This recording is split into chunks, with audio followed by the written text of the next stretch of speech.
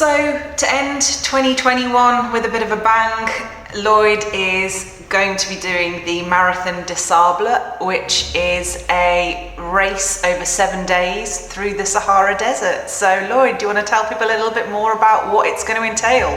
Okay, well, it's in the Sahara in Morocco, 250 kilometres over the course of a week.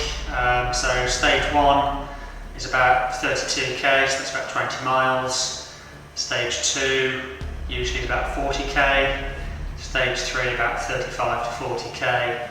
And stage 4 is the long one, so that's about 85k, so about 50 odd miles or so. And then you have the whole of that day and most of the next to complete it. And then the final stage is the marathon day, so that's 26 miles, 42k. And then there is a little charity stage afterwards, but that's not used for timing purposes.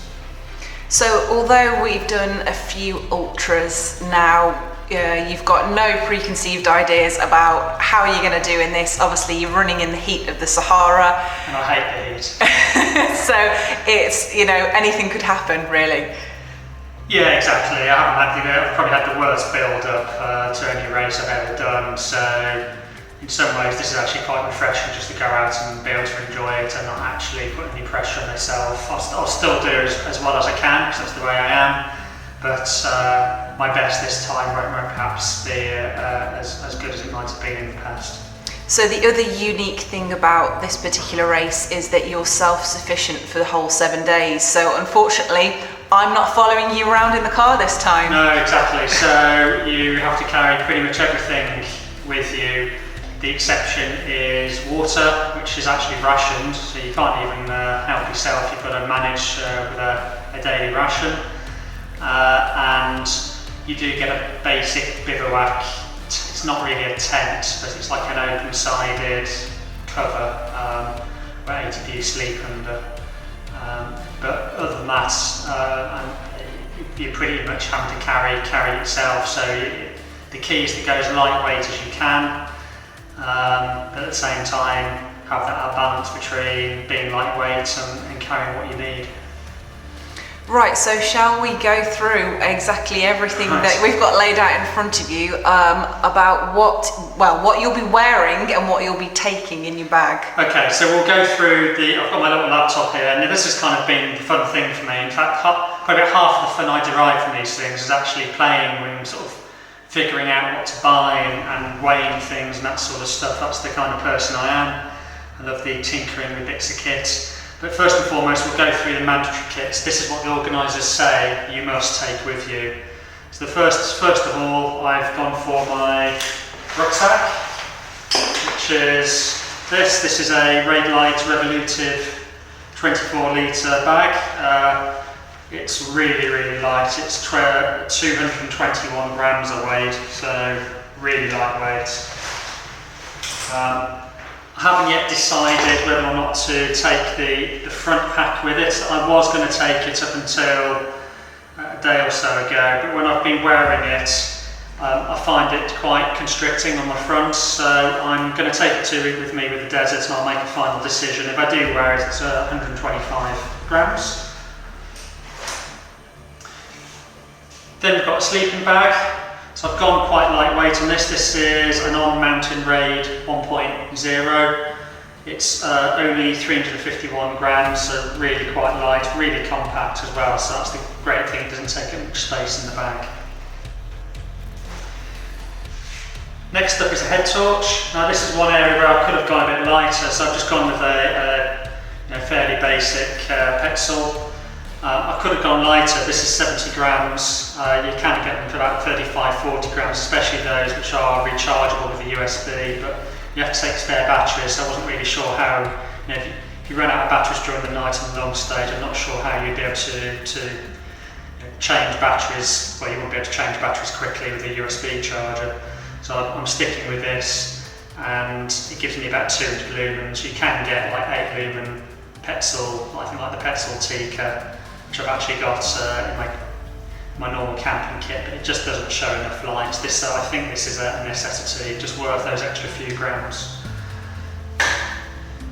Then we've got spare batteries, so in my case it's 3 times AAA's, gone for lithium because lithium is slightly lighter than standard alkalines.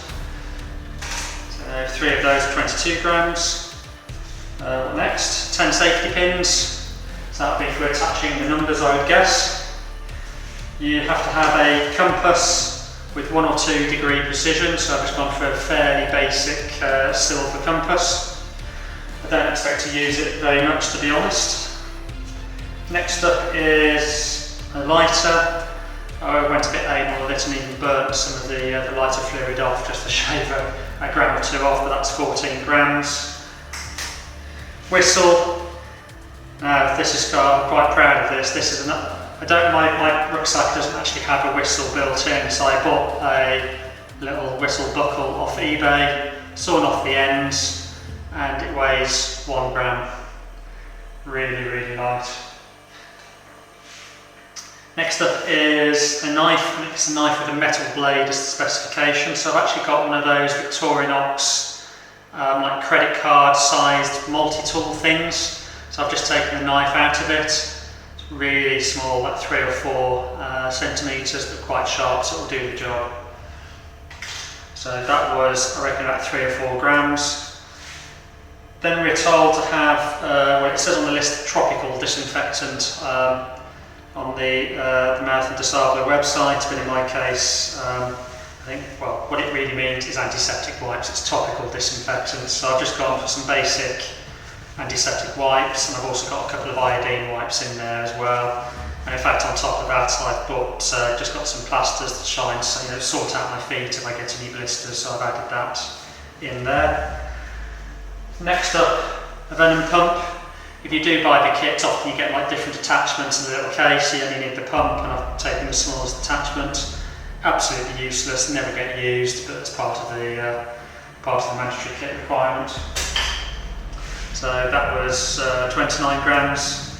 Signalling mirror, I've actually just gone a bit DIY. I bought a little mirror from a modelling shop and then drilled a hole in it, which took me 3 attempts to do it because I kept shattering the glass.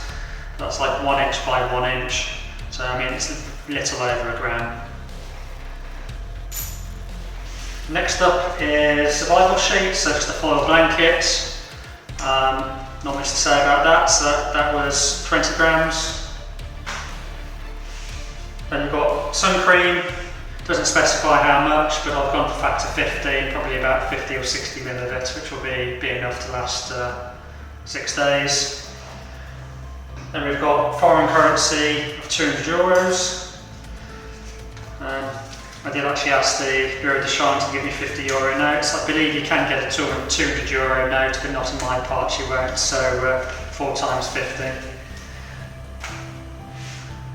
Passport, got to carry that around with you, 35 grams. And then there's a medical certificate and ECG tracing, which I haven't got here because that will be handed in as part of the registration. I think the only thing to point out about that is my ECG came back as abnormal, but I believe that's entirely normal. So I think I've got things like athlete's heart, and it flags up various issues. That even said I think I've had a recent heart attack. But I believe it's just these ECG things are set up for 99% of the population, not people like me who've done a lot of running. So it came back as abnormal, but hopefully it'll be okay. So all of that mandatory kit is 864 grams. So next we're on to the other kit I'm taking, which isn't compulsory, but some of this really is still a must-have. So spare socks. Not much to say about that really. That's the one bit of spare clothing I'm taking. I think that could come in useful to have some fresh socks in the middle of the week. I'm taking some ibuprofen.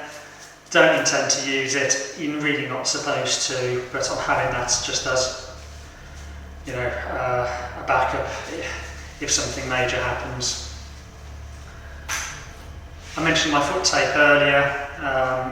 And just it's best, rather than relying on the medical staff, I think it's best to sort your feet out yourself where possible. Apart from anything else, I gather the medical people, if they see a blister, they'll slice it off and injected with iodine, which is rather painful, so I'd rather not do that if at all possible. I'm taking one cable tie, so that's to attach my water ration card to my bag.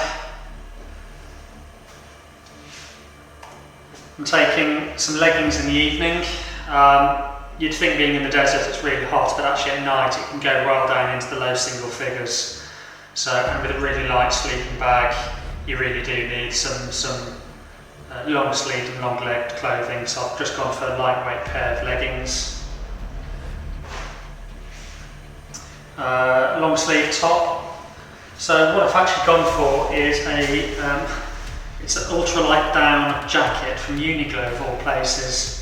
That's only weighed 196 grams, very thin, but that's what it needs to be, and I can also wear that within the sleeping bag if I need to. I'm also taking as a backup a Montane fleecy top, but it's really, really thin, and I don't think that'll be good enough, but if the nights do happen to be really warm on that first night, I may switch it and just save an extra 50 grams. Then we've got 2 water bottles. I think it's pretty important to go for 750 ml. A lot of water bottles are 500, but when we get to checkpoints, we get 1.5 litre bottles of water. So 2 times 750 means you can maximise the use of those big water bottles. What I've actually gone for is they're called Fly 750 ml water bottles, and actually they're the sorts that you see in the Tour de France, where the teams get them from the race cars. They're really lightweight. In fact, these 2 bottles between them only weigh 114 grams, so really, really light. Then we've gone for probably my one luxury, which is a battery charger. So that's 75 grams. I really like, I'm into my stats and tracking my heart rate and kilometre times and how far I've gone and so on.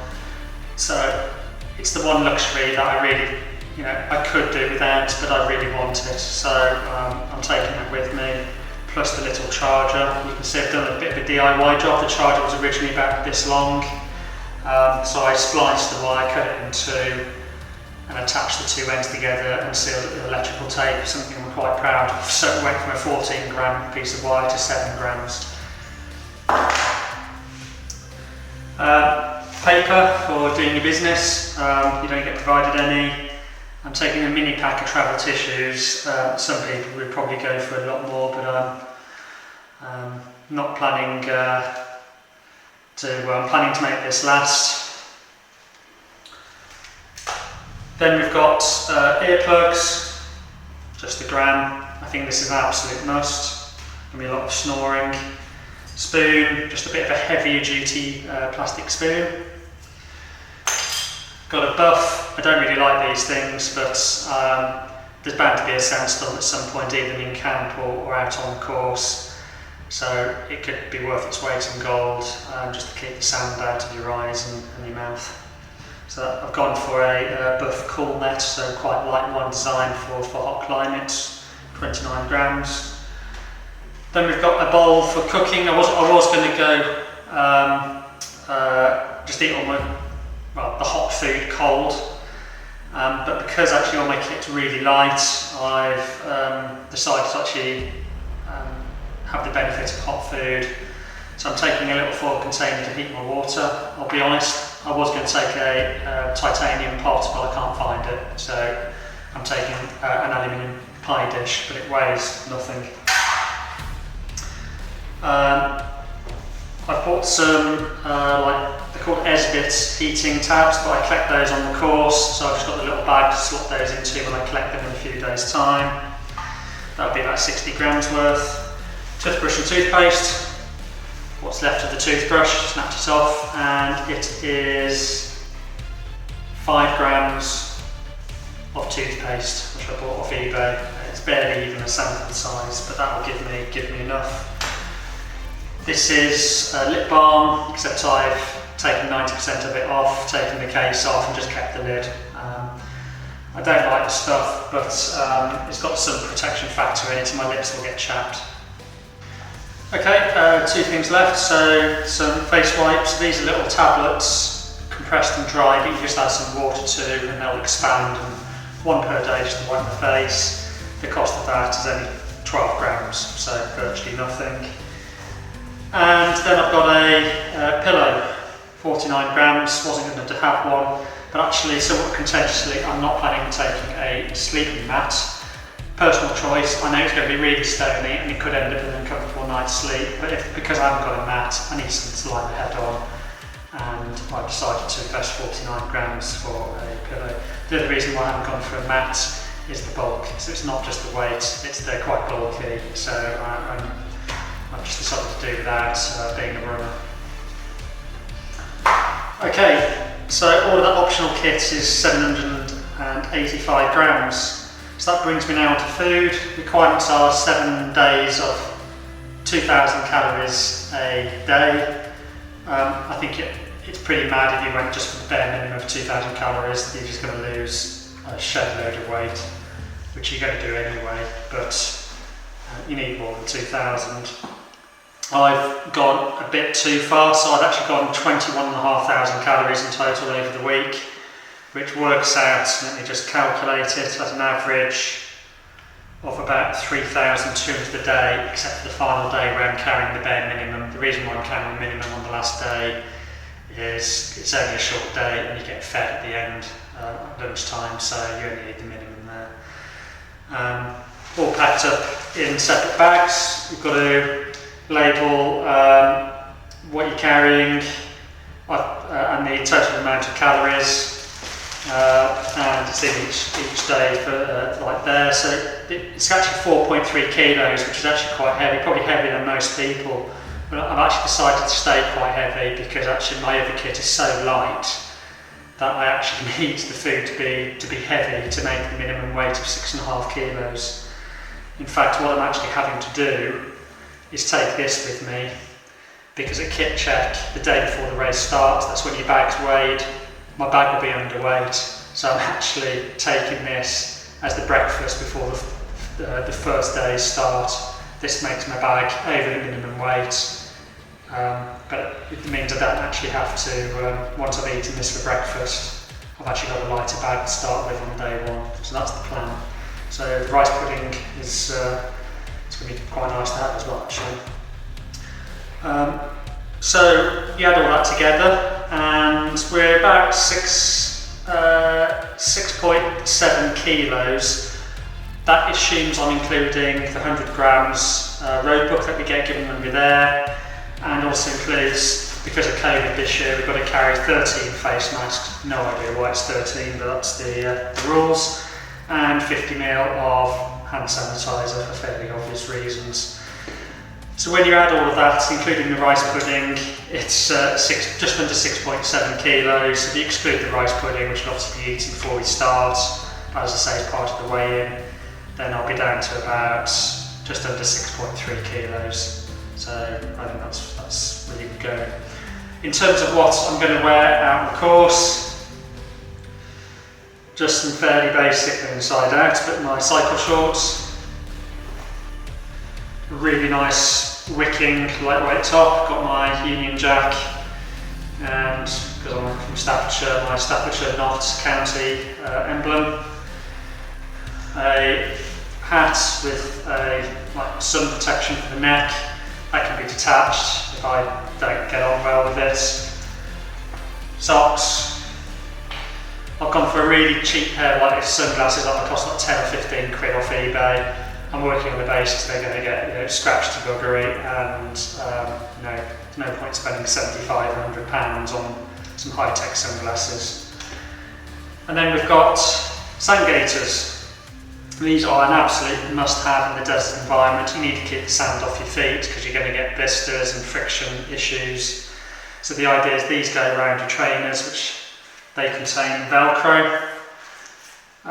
They are stitched on by a cobbler, and as you can see, the cobbler has done a really good job here. So they're stitched and glued, so there's no way they're going to come off during the week, and then the sand gaiters just stay on them. So they look a bit weird, but they will do their job. And I've just gone for a normal pair of trainers because I'm at the more of the running end of the market. I feel running trainers are probably better for me. It's a case of go with what you think is best. That's what I've done is trainers for me. Okay, so that was all my kits. So then it just leaves me just to go through what's going to happen between now and the start. So when we register we fly out on the Friday, arrive Saturday for registration and kit check, and I'll be issued with a GPS tag. And I believe when we actually start our first stage this coming Sunday, there'll be a live tracking link on the Marathon des Sables website. I'm competitor number 642, and I'm in tent number 79. So you can track me through the web link, see the live results. I believe there may even be a webcam at the finish. I'm not too sure about that, how that works. And I also know you can send a message to people, to us, everyone whilst we're at camp. They get printed off at the end of each day. So all you need to know is my number and tent number. And likewise, I can send one email out a day, which I'll send out to Amy, and she can pass the message on. That assumes I can have the energy to get to the computer and can wait till my turn in the queue to send something out. I will be doing my best on our YouTube channel to try and give everybody an update each day as to how Lloyd's got on, and any web links and photos, etc., that I'm able to pull off the various different websites for you. So stay tuned for that. Yeah, absolutely. So let's see how we get on. No aspirations to doing well. The Moroccans win each year, and I'm not that fit anymore. So I'll probably be doing doing decently, but I'm under no illusion. I'm not built for 40-degree heat. I hate the heat in the UK. Anything over about 16 degrees I class as hot, so I think I'm going to have a shock to the system. But wish me luck. Well, good luck, Lloyd. Stay safe, and we'll keep people updated on your progress. Thank you.